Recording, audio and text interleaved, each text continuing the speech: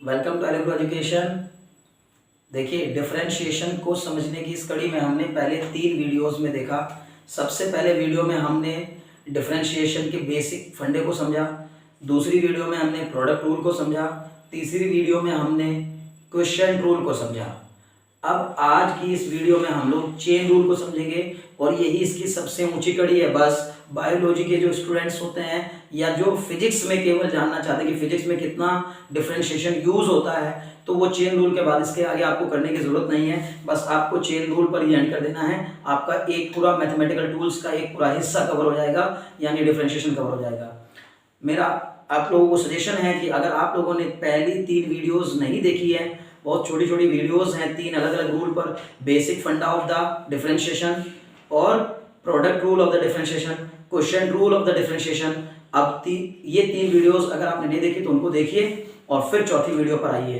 तो चौथी वीडियो पर यानी आज चेन रूल को समझने से पहले उनको जानना बहुत जरूरी है। अगर वो नहीं समझेंगे तो फिर चेन रूल भी समझ में नहीं आएगा।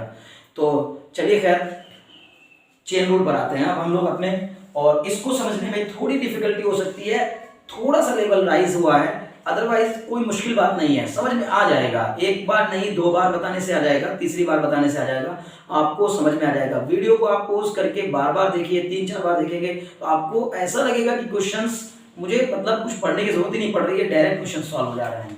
तो खैर ज्यादा देर लगाते हुए चेन रूल पर आते हैं। तो चेन रूल क्या समझाता है हमको, ठीक है ना। देखिए पहले 2 रूल को हम लोग हटा ही देते हैं, तो अब सीधे शुरू करते हैं किससे, चेन रूल से। तो ये 3rd रूल है हमारा, और कब अप्लाई होता है। सबसे पहली बात, चेन रूल कब अप्लाई होता है, कब लगाना है हमें चेन रूल। जब हमसे कोई भी क्वेश्चन, जो मैंने आपको 12 बेसिक फॉर्मूले बताए हैं पहली वीडियो में, जो 12 बेसिक फॉर्मूले बताए थे, अगर कोई भी क्वेश्चन डायरेक्ट उस फॉर्मूले से सॉल्व हो जा रहा है तो कोई दिक्कत ही नहीं है। लेकिन अगर कोई क्वेश्चन ऐसा है कि उन 12 फॉर्मूले में से डायरेक्टली कोई भी फॉर्मूला अप्लाई नहीं हो रहा है, तो आपको क्या करना है, उन्हीं 12 फॉर्मूले में से किसी ना किसी फॉर्मूले से मैच करता हुआ क्वेश्चन होगा। बस आपको ये देखकर समझना है कि ये जो चीज दी गई है हमें डिफरेंशिएशन में, जो क्वेश्चन दिया गया है, ये हमारे उन 12 बेसिक फॉर्मूले में से किस फॉर्मूले के साथ मैच कर रहा है। जिसके साथ मैच करेगा वही फॉर्मूला अप्लाई करेंगे और चेन रूल लगाते चले जाएंगे, चेन बनाते जाएंगे। चेन रूल क्यों कहा जा रहा है इसको, क्योंकि इसमें लंबी लंबी चेन बनेगी और क्वेश्चन से ही समझ में आएगा। देखिए कैसे करते हैं। सबसे पहले मैंने पहला ही एग्जांपल उठाया चेन रूल का। मान लीजिए आपको दिया गया है d/dx ऑफ x + 3 की पावर 9।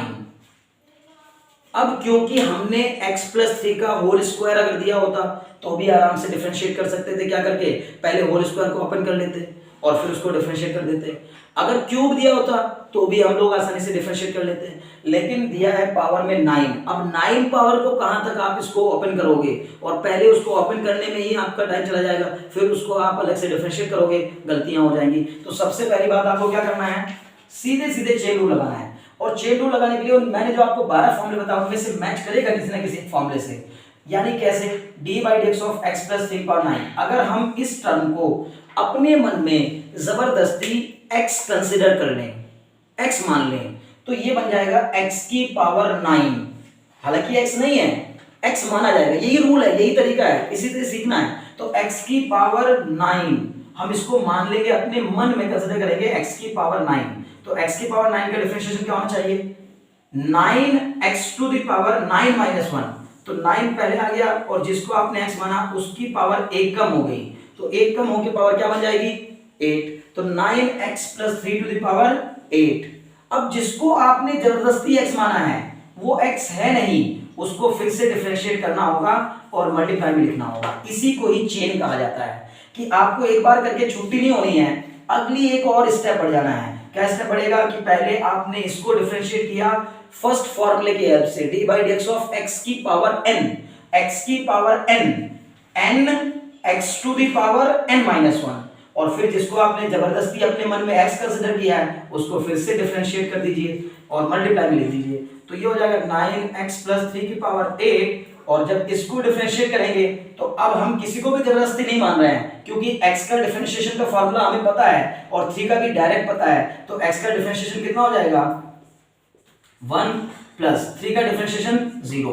तो बस कुछ करने की जरूरत नहीं पड़ी, आंसर आ गया 9 × x प्लस 3 की पावर 8, क्योंकि 1 का मल्टीप्लाई कराओगे तो 1 ही रहेगा एज इट इज। तो पहला एग्जांपल बहुत आसान, थोड़ा फिर लेवल बढ़ाते हैं एग्जांपल नंबर 2 लेकर के। तो एग्जांपल नंबर 2 में कहा गया d/dx ऑफ, मान लीजिए दिया गया आपको sin स्क्वायर x। आपको sin x का डिफरेंशिएशन पता है, लेकिन sin स्क्वायर x का डिफरेंशिएशन नहीं पता है। पहली वीडियो में हमने d/dx ऑफ sin x लिखा था ना, cos x। d/dx of sin x cos x होता है, लेकिन d/dx of sin square x cos square x नहीं होता कि गलती से भी कह दो कि sin x की जगह cos लिख दो, पावर को ऐसे ही रहने दो, नहीं। तो उसके लिए क्या करना होगा, पहले हमें थोड़ा इसको अलग से एक बार और लिख लेते हैं। कैसे लिखा जा सकता है इसको, d/dx ऑफ sin x का होल स्क्वायर, हम इसको लिख सकते हैं, क्योंकि sin स्क्वायर x और sin x का होल स्क्वायर एक ही बात होती है। अब जरा ये यहाँ पर ये जो d/dx ऑफ sin x का होल स्क्वायर लिखा है, तो ये किस फॉर्मूले से मैच कर रहा है। अब देखिए, तो अगर हम इसको अपने मन में जबरदस्ती x कंसीडर कर लें तो ये बन जाएगा x की पावर n। x की पावर n का डिफरेंशिएशन क्या होता है, nx to the power n minus 1, मतलब पावर पहले आ जाएगी और x की पावर एक कम हो जाएगी, तो ये बन जाएगा 2 sin x की पावर 1। इसको क्योंकि x माना है, x की पावर n से मैच कर रहा है, लग रहा है उसके जैसा फॉर्मूला, तो d/dx ऑफ x की पावर n को लिखेंगे n x to the power n minus 1, तो 2 में से कम होगी 1। लेकिन जिसको आप जबरदस्ती x कंसीडर कर रहे हो उसको फिर से डिफरेंशिएट करो, तो d/dx ऑफ कितना sin x, हमने क्योंकि sin x को ही तो x माना है जबरदस्ती, तो उसको फिर से डिफरेंशिएट करेंगे। अब ये कितना हो जाएगा 2 sin x, और sin x का डिफरेंशिएशन cos x, ये तो पहले से पढ़ा है फॉर्मूला डायरेक्ट। तो अब चेन आगे बढ़ाने की जरूरत नहीं है, क्यों, क्योंकि जिसको हमने पहले से जान रहे हैं, जो फॉर्मूला डायरेक्ट अप्लाई हो रहा है, तो उसके आगे चेन जाएगी नहीं। यानी चेन कहां रुक जाएगी, जहां जो चीज जैसी है उसको वैसा ही पढ़ा जाए, उसको जबरदस्ती कुछ और ना माना जाए, वहीं पर चेन रुक जाएगी। जैसे मैं यहाँ क्या पढ़ रहा हूँ, d/dx ऑफ sin x, तो d/dx ऑफ sin x को ही sin x कह रहा हूँ, तो उसका डायरेक्ट डिफरेंशिएशन कितना हो जाएगा cos x, तो आगे चेन लेके जाने की जरूरत नहीं है, यहीं पे चेन रुक गई। तो दूसरा एग्जांपल से, अच्छा कभी कभी इसके जगह पर फॉर्मूला दिया हो सकता है, आंसर दिया हो सकता है sin 2x, क्योंकि ये ट्रिग्नोमेट्री का एक फॉर्मूला होता है 2 sin a cos a is equal to sin 2a, तो sin 2x भी लिखा हो सकता है। वैसे आप यहां भी छोड़ सकते हैं, it's not a big deal, आराम से हो जाएगा। एग्जांपल नंबर 3 पर आ जाइए। अगर तीसरा एग्जांपल एक और मैं ले लेता हूं और उसमें भी आपको चेन रूल समझाने की कोशिश करता हूं, थोड़ा और मान लीजिए मुश्किल हो जाता है। क्वेश्चन कुछ इस तरह से आ जाता है, sin स्क्वायर x क्यूब, मान लीजिए ये आ गया, तो sin स्क्वायर x क्यूब का मतलब क्या है। पहली बात तो ये जो x क्यूब है ये तो एंगल में है, एंगल में है, और जो ये स्क्वायर है ये sin के पूरे के ऊपर स्क्वायर है, मतलब हम इसको अगर दूसरी तरीके से लिखना चाहें तो कैसे लिखेंगे, sin x क्यूब का होल स्क्वायर, क्योंकि जो x क्यूब है ये समझिए आपका sin के साथ एंगल ही है, तो sin x क्यूब का होल स्क्वायर। और जब इसको डिफरेंशिएट करेंगे तो लगेगा फॉर्मूला d/dx ऑफ x की पावर n, x की पावर n मतलब n x to the power n minus 1, तो sin x क्यूब की पावर 1, पावर पहले आ जाएगी और sin x क्यूब की पावर एक कम हो जाएगी।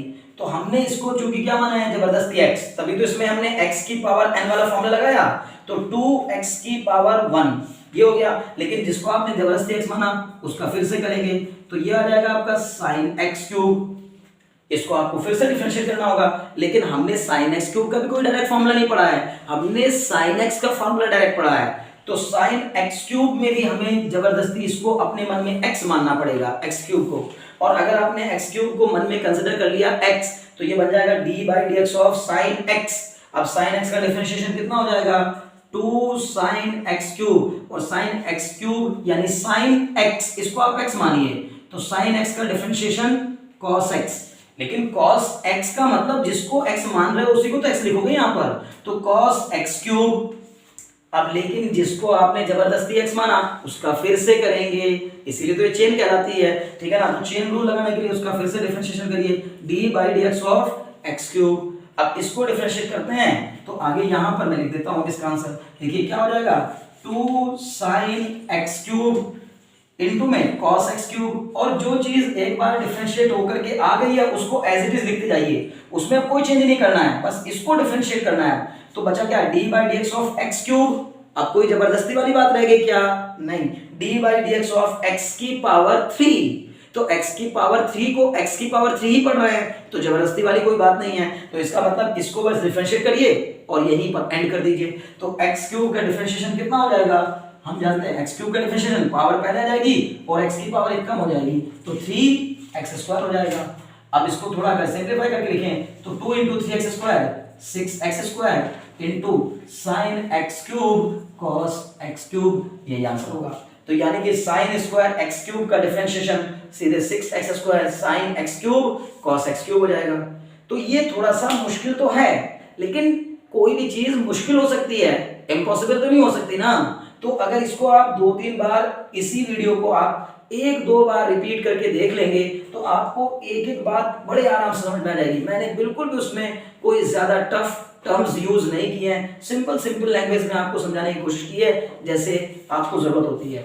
अगर आप प्रोडक्ट रूल, क्वोशिएंट रूल और चेन रूल को समझ जाते हैं तो फिर उसके बाद डिफरेंशिएशन में इससे ज्यादा फिजिक्स के लिए कभी जरूरत महसूस नहीं होगी आपको।